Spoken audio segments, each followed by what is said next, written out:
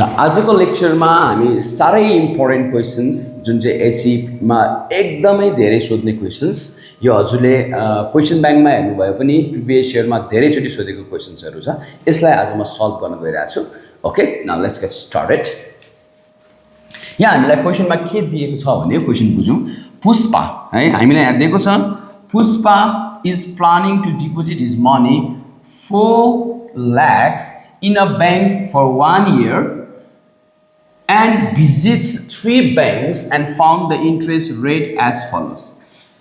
यसले के भन्यो भने पुष्पासँग 4 लाख रुपैयाँ छ त्यो 4 लाख रुपैयाँ चाहिँ उसले डिपोजिट ब्याङ्कमा डिपोजिट गर्न गएछ अब ब्याङ्कमा डिपोजिट गर्न गएपछि उसले 3टा ब्याङ्क भिजिट गरेछ अब 3टा ब्याङ्क भिजिट गर्दाखेरि उसले कुन चाहिँ ब्याङ्कमा चाहिँ उसले पैसा डिपोजिट गर्न उपयुक्त हुन्छ त्यसको बारेमा छ ठीक छ अब नर्मली हामीलाई थाहा छ हजुरसँग पैसा छ हजुरले कुनै ब्याङ्कमा लगेर डिपोजिट गर्नु पर्यो हजुर 3टा ब्याङ्कमा भिजिट गर्नुभयो मानौ हजुरले ए ब्याङ्कमा जानुभयो बी ब्याङ्कमा जानुभयो सी ब्याङ्कमा जानुभयो अब हजुर कुन चाहिँ ब्याङ्कमा चाहिँ हजुरले डिपोजिट गर्नुहुन्छ र किन गर्नुहुन्छ अफकोर्स हामीलाई जुन चाहिँ ब्याङ्कले धेरै पैसा दिन्छ हैन त्यही ब्याङ्कमा गएर हामी डिपोजिट गर्छौँ आई मिन जुन ब्याङ्कले हजुरलाई धेरै इन्ट्रेस्ट दिन्छ we deposit the money in the same bank ठीक छ क्वेसनको सिनेरियो यही छ अब यसलाई हामी सल्भ गरौँ इट्स अ भेरी सिम्पल सल्युसनमा हेर्नुहोस् त हामीलाई के दिएको छ भने Pushpa is planning to deposit his money 4 lakhs that 4 lakhs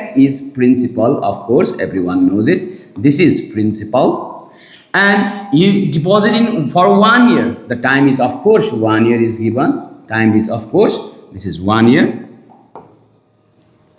time is 1 year and he visited 3 banks 3टा ब्याङ्कमा गयो अब यो 3टा ब्याङ्कमा हेर्नुस् त ए भन्ने ब्याङ्कले चाहिँ हामीलाई इन्ट्रेस्ट केमा दिँदो रहेछ त एन्युअली दिँदो रहेछ अनि बी भन्ने ब्याङ्कले हामीलाई इन्ट्रेस्ट केमा दियो सेमी एन्युअली दियो र सी भन्ने ब्याङ्कले हामीलाई दिँदो रहेछ त क्वार्टरली दियो ठीक छ अब ए भन्ने ब्याङ्कले हामीलाई 16% दियो बी भन्ने ब्याङ्कले हामीलाई 15% दियो र सी भन्ने ब्याङ्कले हामीलाई 14% दियो अब यहाँनिर नर्मली स्टुडेन्ट्सले के गर्छ 14% दिएको छ हैन त्यसले कम दिन्छ भन्छ but it doesn't make sense है यहाँ रेट मात्रै होइन यहाँ हाम्रो यहाँ एन्युअली छ सेमी एन्युअली छ क्वार्टरली छ so first let us calculate compound interest annually semi annually and quarterly then after only on the basis of the interest we decide in which bank we're going to deposit our money okay so for the first case हेर्नुस् त first केसमा हामीलाई के भनेको छ find the interest that bank A provides ल मैले अब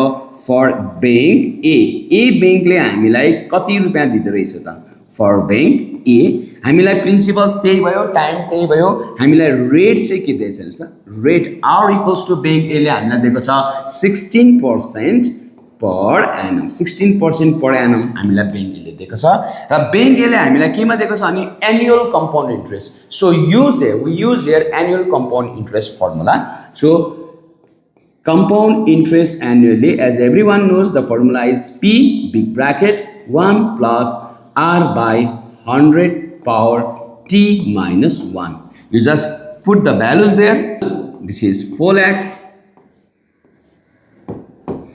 and this is 1 plus R means 16% this is 16 divided by 100 whole power T means 1 minus 1 so if you use this in a calculator you'll definitely get the answer 64,000 rupees and this gives you 64,000 so bank A ले हामीलाई 64,000 rupees चाहिँ हामीलाई interest दिएछ okay now let's get to the next question अब next क्वेशनले हामीलाई के भनेको छ हेर्नुस् त यहाँ calculate the interest that bank B provides अब B ले ब्याङ्कले के हुन्छ अब B ब्याङ्कले हामीलाई केमा दिएको छ त semi annually so we use the semi annual formula so interest is principal is same time is same so interest is 15% अनि अब हामीले के फर्मुला लगाउनु पर्यो semi annual formula because the bank B provides semi annual compound interest so bank बीले हामीलाई केमा दिएको छ त semi annual compound interest semi annually दिएको छ so we use semi annual compound interest bank B the rate is 15% per annum so your compound interest semi annually formula is P big bracket 1 plus R by 200 whole power twice T minus 1 So let us substitute the value. P is of course 4 lakhs. P is 4 lakhs. This is 1 plus R is 15% divided by 200 whole power twice into 1 minus 1. Now you use this in a calculator. So finally you get the answer. Answer is 62,250 rupees, right? This is 62,250 rupees. 250 rupees. ठीक छ, यो चाहिँ हामीलाई चाहिँ bank be ले दिएको interest. अब bank C को इन्ट्रेस्ट निकालौँ है त हामी. अब के निकालौँ भने बैंक सी. अब बैंक सी ले हामीलाई क्वार्टरली मा दिएको छ, हामी क्वार्टरली को लागि निकाल्नु पर्यो. For bank C. C bank ले हामीलाई क्वार्टरली कम्पाउन्ड इन्ट्रेस्ट दिएको छ. त्यसमा हाम्रो रेट उसले दिएको छ, rate equals to 14% per annum. Now let us use the compound interest quarterly formula that gives you P big bracket 1 plus R by 400 whole power 40 minus 1. So this is the quarterly compound interest formula. So use the same values here. This is 4 lakhs and here is 1 plus R means 14 divided by 400 whole power 4 into 1 minus 1. See, every values are given there. So if you calculate this in your calculator, you will get 59,9.20. ठीक छ, यति हजुरले क्याल्कुलेटरमा थिच्नु भयो भने यसको value चाहिँ यति आउँछ. यसको मिनिङ भनेको अब हेर्नुस् त, हामीले तीनटाको आन्सर निकाल्यौँ यहाँनिर हजुरले. जस्तै हामीलाई क्वेशन सोधेकोमा हेर्नुस् त, अब क्वेशन हामीलाई के सोधेको छ. फर्स्टमा हामीलाई क्वेशनले के सोध्यो. फर्स्टमा फाइन्ड द इन्ट्रेस्ट हैन provided by the bank A, हामीले निकाल्यौं. Calculate the interest provided by the bank B, त्यो पनि निकाल्यौं. Semi annually how much interest does bank C provide, त्यो पनि निकाल्यौं हामीले bank C. This is now finally हामीलाई के सोधेको छ भने which bank is preferable for deposit and why. This is the IV fourth number question. Now this is 1 number answer and this is second number answer, and this is quarterly, this is third number answer, now we have to do is IV. अब IV मा हामीलाई के सोधेको छ भने which bank do you prefer to deposit your money, त्यो सोधेको छ. अनि why अनि चाहिँ अफ कोर्स हामीले कुन चाहिँ बैंकमा राख्छौँ, जुन बैंकले धेरै हामीलाई इन्ट्रेस्ट दिएको छ त्यही बैंकमा राख्छौँ. र हामीले यहाँबाट देख्यौँ हामीलाई कुन चाहिँ बैंकले धेरै पैसा दिएको छ त.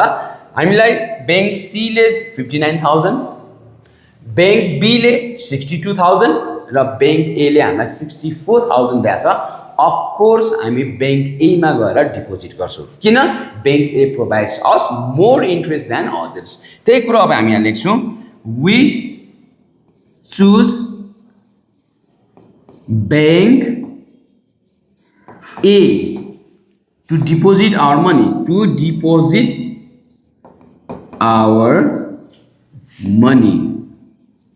Why? Because A provides more interest